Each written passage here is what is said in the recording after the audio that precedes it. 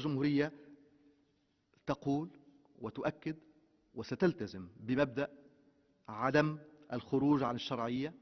ومبدأ أن المجلس الوطني التأسيسي هو السلطة الأصلية. وفي هذا السياق فإن رئاسة الجمهورية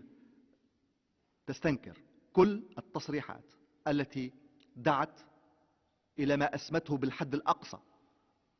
وذهبت في ذلك إلى المطالبة بحل المجلس الوطني التأسيسي وكل المؤسسات النابعة منه، وهذا في حد ذاته تعبير عن مسار انقلابي واضح. وإذا ما تم ذلك فعلا فيجب أن ننسى كتونسيين في المستقبل الانتخابات وأي شيء اسمه مؤسسات وأي شيء اسمه شرعية.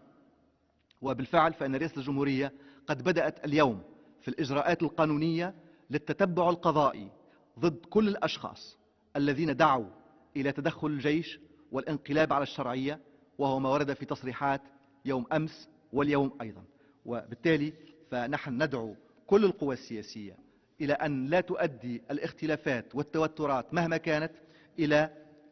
دعوة الجيش كمؤسسة وطنية تحمي استقلال البلاد وحدود البلاد،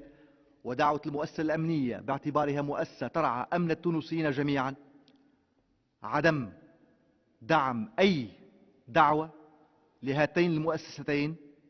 الجمهوريتين للخروج عن الشرعية، وعدم إدخال هذه المؤسسات جميعا في التجاذبات السياسية، لأن في ذلك حفاظا على الوطن أولا، ولأن في ذلك حفاظا على المسار الديمقراطي، ولأن في ذلك حفاظا على المؤسسات الدولة ومن بينها هاتين المؤسستين السياديتين.